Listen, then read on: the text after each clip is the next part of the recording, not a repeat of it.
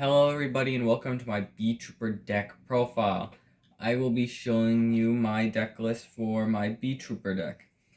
This is around $50 at what I bought it at, and it's been giving me results.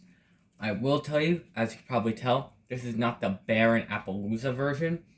This is simply the beetrooper combo deck. None of the special stuff, none of the major stuff. But let's get on to it. 3 beetrooper Scout Buggy. Scout Buggy is a great extender because when it's normal or special, you can summon another Scout Buggy from your hand, deck, or graveyard. Great. Next is 3 beetrooper Scale Bomber.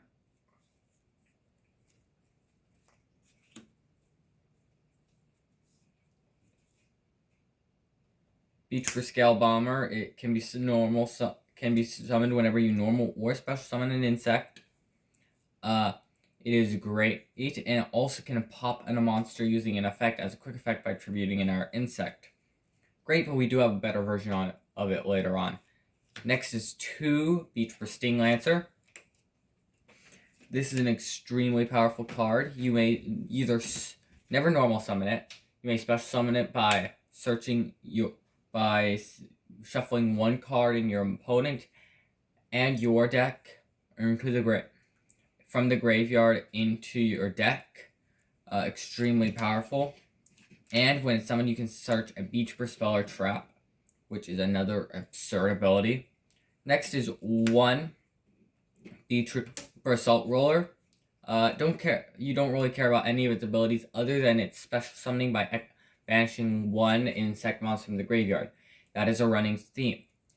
And we see why when we have Beetrooper, Heavy Beetrooper, Mighty Neptune. This allows you to shuffle 3 banished insects into your deck to special summon it. It's a 3,000 attack point body, and at the end of the turn, it gives 500 attack points to 1 monster. No, it gains 1,000 attack points, sorry.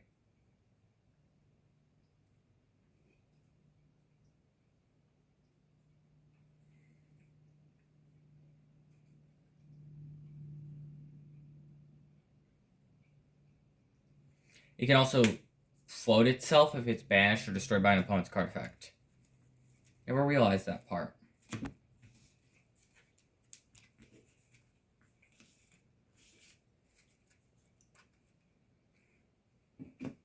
Next, we're running Battle Wasps. So, first, we have 3 Sting the Poison.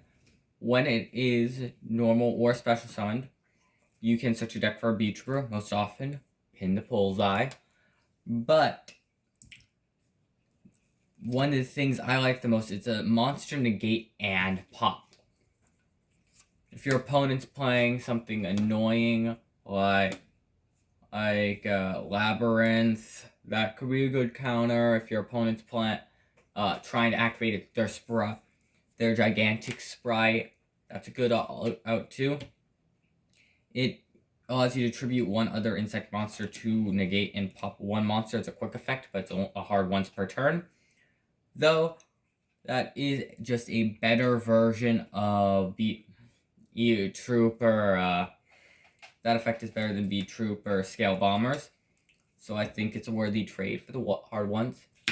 2 Pin the Poison. Sorry, 2 Battle Wasp Pin the Bullseye. Pin the Bullseye can special summon itself in the hand, but that's a hard once. And as a hard once, you can burn your opponent for 200 damage. I know, absurd amounts, but that does come up in time. Next is 2 Battle Wasp Arbalest.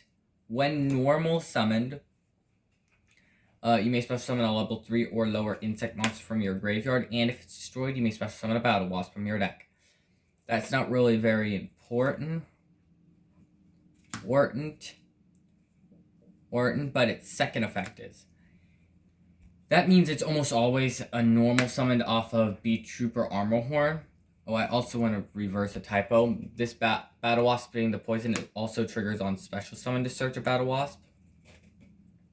And lastly is Twin Battle Wasp Twin Bow the Attacker. It has a few effects, but the one we care about is that it can special summon itself but it locks you out of the extra deck, meaning it's a great end board for something like a Sting the Poison. Though I am thinking of cutting cutting a twin bow and replacing it with a pin the bullseye. Sorry, it locks you into insects, which most of my extra deck is, but it's still just a decent extender. It's just a variety name. It really could just be another pin the bullseye. What do you guys think? Do you think this is a better as a one of, or should it be by itself?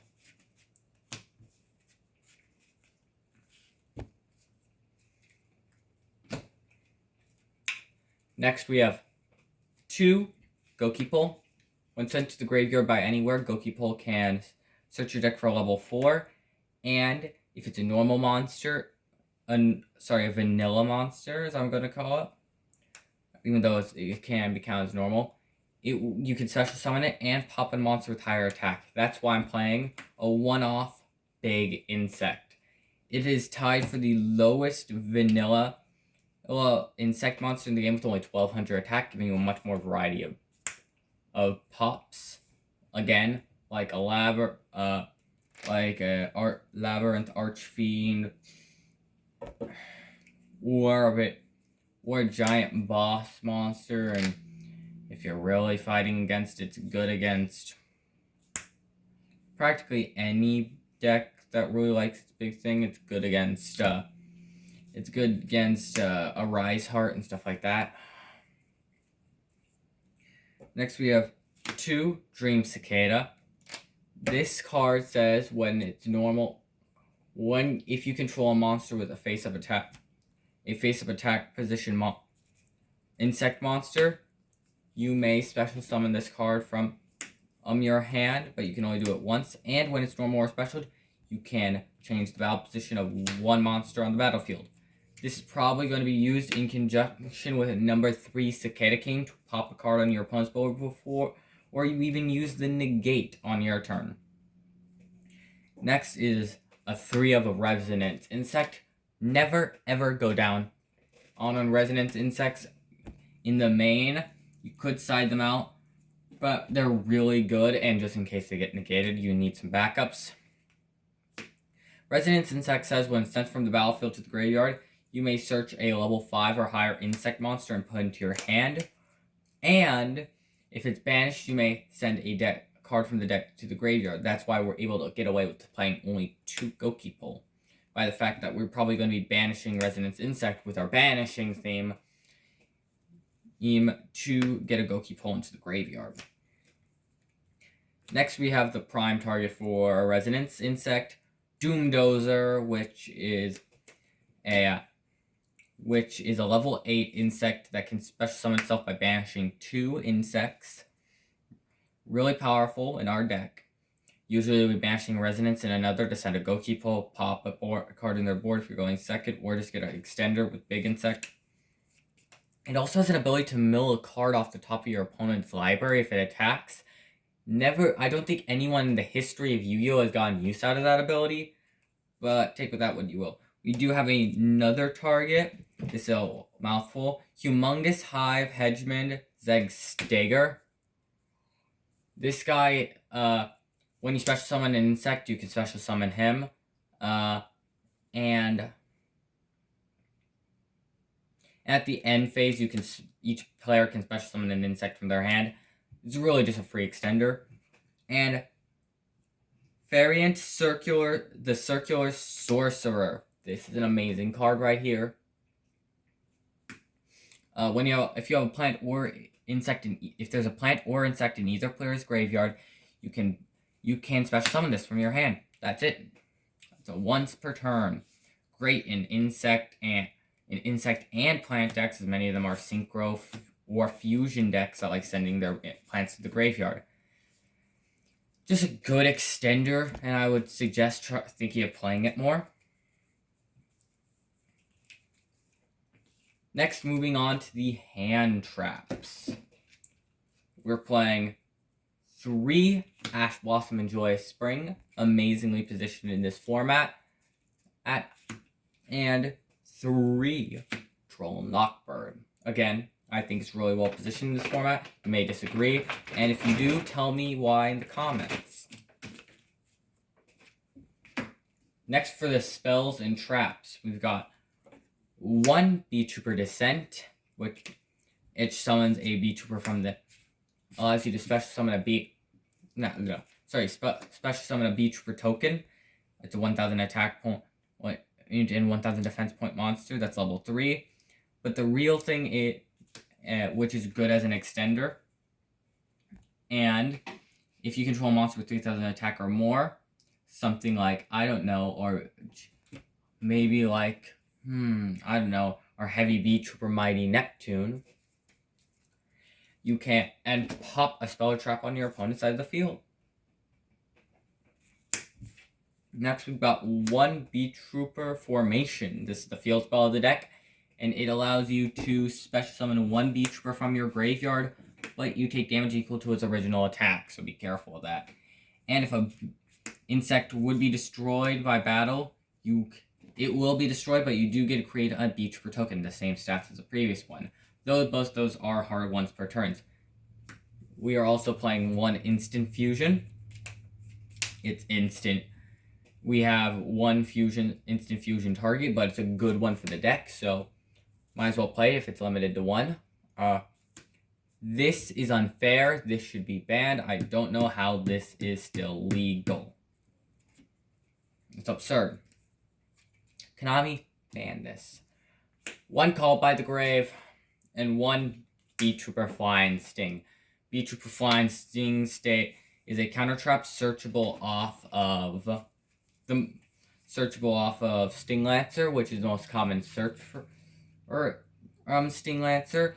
It allows you to negate and pop an opponent's monster effect, and if you control an insect monster, you may banish. During the end phase, this card was activated. You may banish an insect monster from your graveyard to set it on the battlefield. It is a extremely powerful card.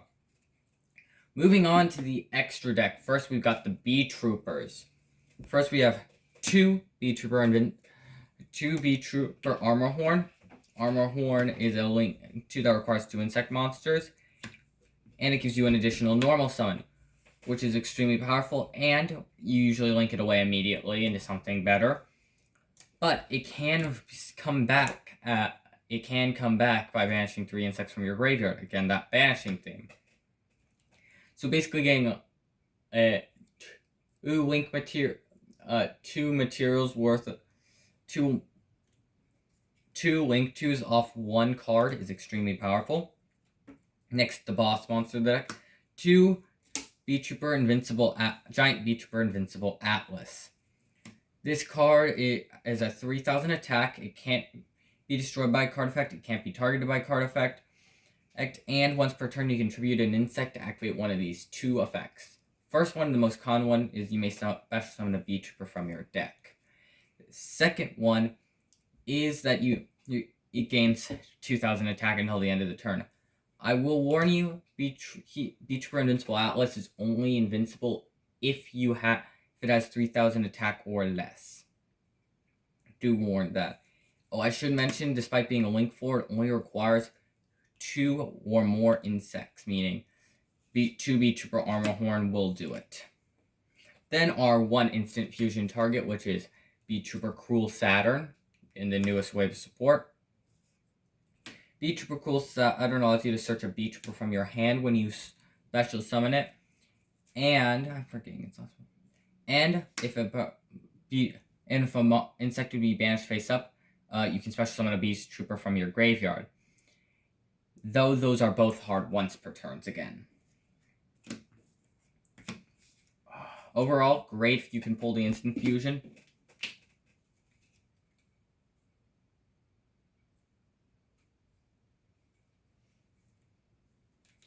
Okay. Next is 3 Inzektor Picofelina. You may discard a card to equip 1 monster from your deck to a monster you control. Most commonly, it will be Residence Insect, because it doesn't say while in a monster zone, it just says on the field. So what you're going to do is you're going to equip it and then immediately go full and that creature. Or if it's a high attack monster like Hercules, you're going to go into a different card, which I'll explain later. But before you link it off, do remember its second effect, which is that you may shuffle 3 insect monsters from your graveyard into the deck and draw a card. Those are both hard ones per turn. Next is 1 copy of Seraphim Papillon. It is a rank 3 that requires 2+ monsters with different names, and you can only activate 1 of these effects per turn. The first one is this card gains counters equal to the number of monsters used to link summon it. The second one is quick effect, so this will also activate on your opponent's turn. Special summon a level 4 or lower insect monster from your graveyard to the battlefield. Oh, but its effects are negated. No, it doesn't. In defense position, not its effects are negated. This is great if you have a Sting the Poison or a Scale Bomber on the battlefield. And overall, just an amazing card that you can set up your combos with. Next is 1 Battle Wasp Herald Halbert the Chaser. This is really just if we need a synchro summon, if we need to extend a bit more and we've used our links. We'll just synchro summon with our Battle Wasps, as most of them are tuner monsters. It can once per turn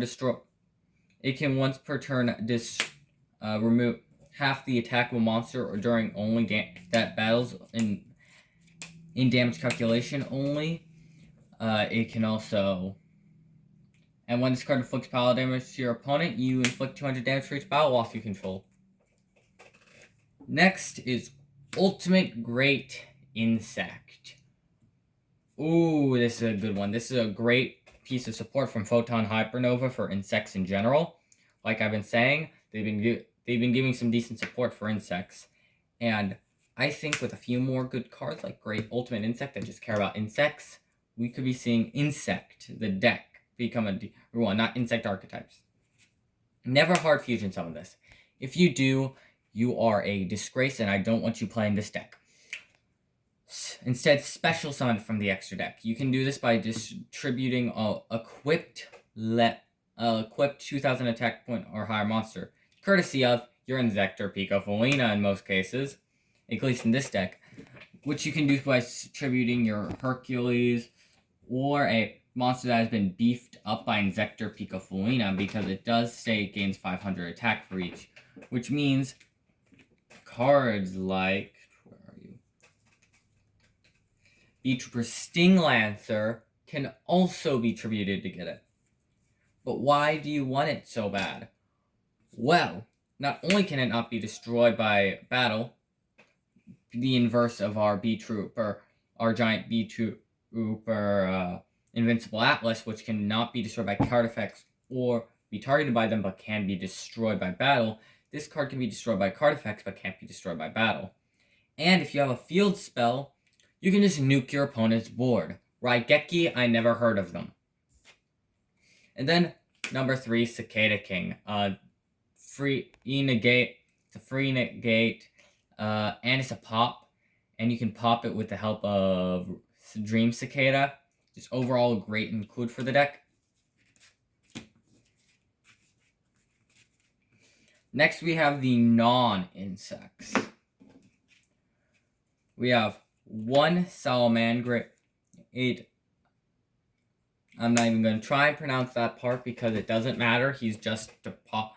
They're just a pop resonance insect if we open bad. Next, we have, just link it away immediately. Next, we have Nightmare Phoenix. It requires 2 cards with different names to summon, and you may discard a card when it's summoned to pop a spell or trap on your opponent's board. And as long as it's off the field, co-linked monsters cannot be draw cannot be destroyed, as well as when you pop it up. If you use the pop effect of Nightmare Phoenix, if it was co-linked, you draw a card, so it's really encouraging co-linking. And lastly, we have, for the extra deck, we have Nightmare Cerberus, which is a carbon copy of Nightmare Phoenix, except instead of spell and traps, it's monsters. Next, we've got the sideboard, where we've got 3 Ghost Ogre and Snow Rabbit. I think this is a really good hand trap, and it was good last format, and I still think it's good here, even with Super Heavy Samurai being butchered. It's great for the side. And Effect Failure, because it's Effect Failure and a good sideboard for many decks. Next, we've got the Kaijus. First, we play 3 of the Sticky Web Kaiju, and we play 2 of the Mystery Dust Kaiju. If your opponent has a way to switch positions, like in the mirror match, you don't want to be playing this much. You want to be playing these more, as they have worse attack stats. But if they don't side this in, it has better defense stats. It has worse defense stats if you can summon it in defense mode. And lastly, we have 2 Retaliating Thief. An opponent plays a card that special summons a monster. You may special summon this card from your hand, and it acts like a dimension shift fissure after that, banishing all cards that would be put into the graveyard. So a free dimensional fissure and a free extender, great for the deck.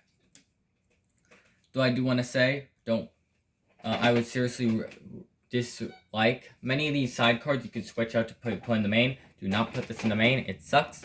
Here's the one that has the most argument for being put in the main. This guy, Bear Graham, Shielded Emperor of the Forest, Crown. This guy people are debating whether or not this guy should replace Doomdozer. I still think he's better in the side, as even though he has a lot of effects and he's a better body, he requires one more